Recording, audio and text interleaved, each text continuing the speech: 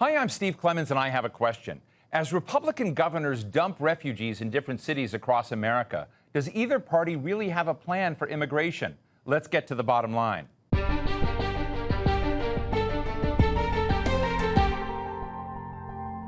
Human beings are now being used as pawns, literally pawns, in America's culture wars. Republican governors have been organizing bus trips and more recently air flights for Latin American refugees who've shown up in their states, and now they're sending them off to Democratic states. These refugees, many of whom are applying for asylum, were promised housing and jobs if they got on the transport, but they were duped. It's as cruel as it sounds, and it's only getting worse. Last week, Texas sent busloads of migrants to the residence of Vice President Kamala Harris in Washington, D.C. And Florida flew 48 migrants in Texas to the posh island of Martha's Vineyard. Yes, an island off the coast of Massachusetts. The Republican governors who are doing this want to spark a national debate on immigration with a few weeks left before the midterm elections. Well, will it work? Can Americans agree on any immigration policy? Is there a middle ground between zero tolerance and open borders? Today, we're talking with Farah Stockman, a journalist who's covered politics, social movements, and race, and is a member of the New York Times editorial board. She's the author of American Made, What Happens to People When Work Disappears. And Tom Nichols, a writer at The Atlantic magazine, former professor of national security affairs at the U.S. Naval War College. He's the author of Our Own Worst Enemy, The Assault from Within on Modern Democracy. Thank you both for joining me today. You almost simultaneously had the headlines about this migrant stunt, about the movement of people, the shipping of people to Martha's Vineyard. And both of you had interesting takes on America's migration, refugee challenges right now. And I'd love to start with you, Farah, because you started by saying we have a deeper problem here, which is the story of America is being the story for the huddled masses yearning to be free, coming here from problems abroad, seeking asylum in many cases. Tell us how you saw this issue of what Governor DeSantis did in grabbing a number of people, really seducing them on the plane and dropping them in Martha's Vineyard. Well, first of all, it's just weird. Like, how does the governor of Florida send an operative to Texas to bring them to Martha's Vineyard? It's a strange story. His people are arguing that it's preemptive, right? That these are people from Venezuela who are going to end up in Florida, and that's why he gets to insert himself in this way. But it's very odd because he's kind of getting in on something that Governor Greg Abbott has been doing for months now, which is busing migrants to sanctuary cities, quote unquote, in Washington, D.C. and then New York and Chicago. They're trying to get attention, right? But and it's working, frankly. If this is a stunt, it's working. Well, Tom, let me ask you about this side of shipping refugees and migrants to various cities in the country. I saw this kind of thing a year ago in Eastern Europe. I was visiting at the time Tallinn, Estonia, and we were listening to the state minister, the avant-garde security issues they were facing. And they said Lukashenko in Belarus was sending folks over to Iraq to pick up Iraqi refugees, promising them a better life in Europe, and dropping them off on the border, lots and lots of people on the border of Lithuania, and that this was, creating lots of tensions for the government in Lithuania. And lo and behold, we see the source. I don't see anybody talking about that from a year ago, but is this something you think people watched and this is sort of a copycat exercise? I don't think DeSantis watched that. I think what DeSantis watched was Tucker Carlson back in July saying, wouldn't it be great if we dumped a lot of people on Martha's Vineyard? But, the thing is, there is an immigration problem in the United States. We do have problems with our border. I mean, if you go back 25 years to the Democratic Party platform when Bill Clinton was running, he talks about how, in the early 90s, America didn't even really have borders. But what DeSantis did is completely separate from that. This is just a kind of form of cultural warfare that's meant to primarily to advance Ron DeSantis's position in the coming Republican presidential primary. And there's just a kind of a juvenile mean-spiritedness to it that really has nothing to do with immigration, but everything to do with turning to your voting base and saying, see, I made people in Massachusetts mad because Massachusetts is bad and Martha's Vineyard is full of liberals. And in a strange way, I think it backfires because, as Farah said, it brings attention to it, but I think it convinces a lot of people across the country that only really terrible people worry about immigration. Well, and of course, we should all worry about it. Well, let me show you a poll that was done recently on whether the United States is experiencing an invasion at the southern border. Look at these numbers. So we have 76% of Republicans think there's an invasion of the southern border, 40% of Democrats. And so say what you will about 40% is still a big number when you look at that, Tom. And I just want to note that in your article, you go to kind of lengths to say what you just said. We have a problem at the southern border. You identify yourself as a conservative who's looked at this. You didn't just call these, unofficial folks. You said these are illegal folks that have come into the country. How has your view changed? And when you look at these numbers, what do you think the credible way is to deal with that sense of threat that many Americans are feeling? I am both the grandson of immigrants on both sides of my family, and I still think of myself as an immigration hawk. I actually think the two things are related, that, I cherish immigration and I want it done properly because that's the strength of America. What I don't want, and where I've changed my view, is a hardline policy at the border that's implemented purely for sadistic kicks, purely for kind of, these sadistic motives that are meant to advance the political careers of a couple of guys in Texas and Florida. That's not a policy, because the other thing America is about being humane, is about being a refuge for people. And I mean, we have to have the rule of law. We have to have order.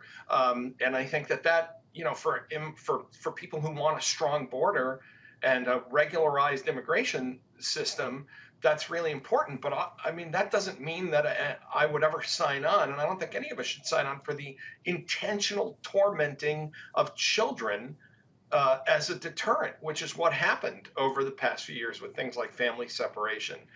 There has to be something in between throwing up our hands and saying, well, there's nothing we can do about it, and saying, well, the only thing we can do about it is to put a bunch of, sadistic jerks in charge of tormenting people. I mean, that's not what America is. It's certainly not what America is to me. Farah, in your piece, which I highly recommend to people, is so powerful in kind of looking at the ethic of America, about what it was about.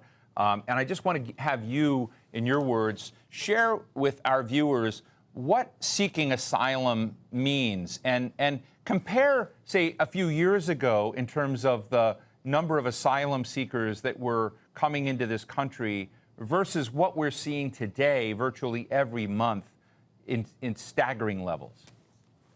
Yeah, so we've seen about 1 million people enter the country in the since Biden has become president, and about 150,000 of them have managed to seek asylum. There's many more that are able to seek asylum through this process. I think they have about a year to do it.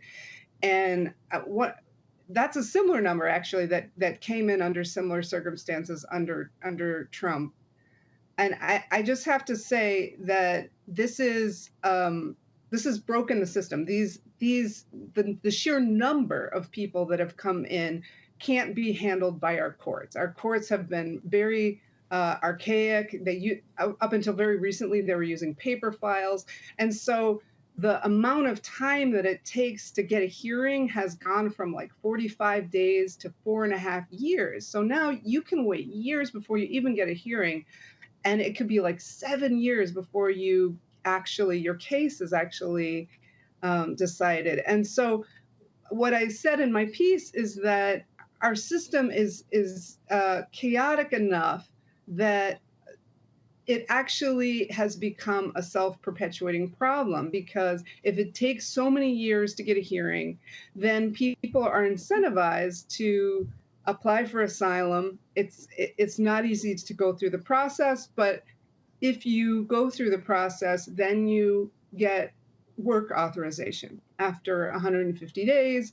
And so it's I think that this is one of the problems. We need a system that's more modern, that's more efficient, and that's more fair, where people who actually deserve asylum, people who qualify for asylum, can make it, right, and can get what they deserve, and where you can kind of weed out the people who are just trying to skip the line, skip the immigration line. The other thing I have to say is that this is not just something that's happened under Biden. It's been a growing problem. Like, this backlog has it's been growing for years and years and years, and we're actually seeing, because of the hiring of more immigration judges, we're actually seeing the system start to work out the kinks and start to operate faster. And this is a year that we've seen the completion of more cases. While that may be the case, but you make a really interesting point in your piece, is saying that, from an incentive structure, those people coming across the border now have an incentive to ask for asylum, whether or not they are deserving or not. And so those of us that are looking, a few steps aside, say, they look at the numbers, they see what's going on. I understand there's, horror and impunity and rapes and killings in other parts of the world that people may be trying to escape, but not all of those people are there, and the numbers have surged to such levels that it's created a lot of skepticism. Let me just show you both, these numbers. I mean, because I would be worried, but if you look at these numbers here, support for legal status for immigrants has really declined from overall 65% of the country, it was very big in 2018, to about 51% and still falling now. And I guess my question is, when we look at legal status, Tom, you switch in your article. You say, I have now moved my view from being prickly about legality and all of this, and because of this sadistic, what you call a sadistic stunt, you think we need to be now much more permissive. But most of America is not with you on this, because they look and they don't trust the asylum route anymore. So tell me where I'm wrong. Well, unfortunately, I don't trust the people that used to be my fellow immigration hawks anymore. And what did it was not this stunt. I was going to make a comment earlier when Farah was talking about asylum seekers. The dumbest thing is that DeSantis took a bunch of people from Venezuela, where the prima facie case for asylum is probably pretty strong. He took the one group of people where you really could say, yeah, this is probably, this sure looks a lot like asylum seeking. But then, of course, the problem is that everybody says, well, if that's the way you get in, then I'm seeking asylum too. That suddenly a million people say I'm seeking asylum. And of course, asylum does not mean that life in my country is terrible and life in your country is better. And so, I have not changed my view to say, well, just, let everybody in and we'll sort it out. But to say things like, what really radicalized me here was not DeSantis, but the family separation policy. That's when I stepped back and I said, there are people who claim to care about this border issue who really are just doing terrible things. The policy was to take children away from their parents and send them into the American kind of foster system or immigration hell, where there was simply no infrastructure to deal with them because nobody had done that on that scale before. And to do it as a deterrent, literally to cause pain to parents and children as a message to others not to come here. Again, old school law and order, rule of law, conservative. That does not mean inflicting pain on toddlers and babies intentionally as a warning to other people. And that's when I kind of felt radicalized away from some of the harder views I took. Farah, let me ask you, so the experience being felt by Texas, by Arizona, by Florida, southern states in this, where liberals elsewhere in the country are basically saying we should be opening and welcoming, but they don't have the problems, they don't have the stress and the financial issues. And some liberals and progressives are beginning to say, now we're getting it, which means that DeSantis and Governor Abbott may have actually started a conversation that could go in a constructive course, at least. I'd love to get your mapping of this. I was just looking at all the comments on my stories, and a lot of them were from people who said, "I'm liberal, and yet I feel for these places that are having a huge number of migrants come in because we're tired. We have been volunteering in San Antonio or helping them, or we are, like there is a sense that places like Boston and places like New York haven't had to deal with what the border states have been dealing with. And you don't have to be sadistic to say it requires resources, which the federal government has actually been giving to places like San Antonio, but it does require resources to house people, to teach kids who only know a different language. It's not free. It costs money, and it can be a demographic transformation of a place. And so, look, my mother she grew up in Mississippi. She's a Black woman from Mississippi, and on the immigration issue, she sounds conservative sometimes. She's like, those jobs that these migrants are taking should go to Black people who have been here all this time. And so, there is. It's a trade-off, and a lot of times people who are well off, who have college degrees, and who want to hire babysitters for cheap, or people to do their lawns, people to work on their houses, right? Those are the immigrants, and so we like to have folks who are coming in who are going to work for less. That's good for us. The Americans that are competing with them in those industries don't like to have them coming in. And frankly, even recently naturalized Hispanics who are their closest competitors are some of the most hawkish on immigration that you'll find. Why do you think Trump got a boost in 2020 from some of those Hispanic communities? A lot of it has to do with economic competition. And I think if Democrats don't acknowledge it or understand it, they're going to lose that debate. Because poll numbers, I mean, you saw it yourself, this 40% of Democrats. Well, Tom, I'd love you to break down the politics of this a little bit. President Trump has said America is full. America's full up, folks, and we don't need more. Now, when I go around the country and see the job shortages and the people, I keep wondering, wow, something's going on here where there's a disconnect, where restaurants can't run, small businesses can't run. Large businesses are having a very hard time finding workers and retaining workers in this environment. So I guess, what are the politics as you look forward to the midterms and then to 2024 of the America is full message? Well, some of the people that agree most strongly with Trump and who are the most anti-immigrant actually live in places where there aren't any immigrants. When you hear people in Iowa and New Hampshire and Montana complaining about immigrants, that's a message they're picking up from the conservative media and the conservative kind of messaging ecosystem. But, and I think this dovetails back to Farah's point, immigration is a crisis. It's not just a problem; it's a crisis. And if the Democratic Party, if a big share of the Democratic Party's only answer to that is to dismiss any discussion about immigration as racism, for example, and say, well, it's just racism. It's not racism. There are people who want to have a diverse and welcoming country, but again, going back to the Democrats of the 90s, to Bill Clinton, you can't just not have a border. And so the problem is that this stunt, to go back to the whole Florida and Texas thing, I disagree that they've opened a conversation. I think they've created a kind of stupid binary that even I feel pulled into, of saying, well, and as I say in the piece, if my choice is Ron DeSantis and a bunch of goons pulling pranks, or Joe Biden and the system we have now where we kind of muddle through, I'll take the system now and we'll muddle through, because that I can't sign on to that other, approach.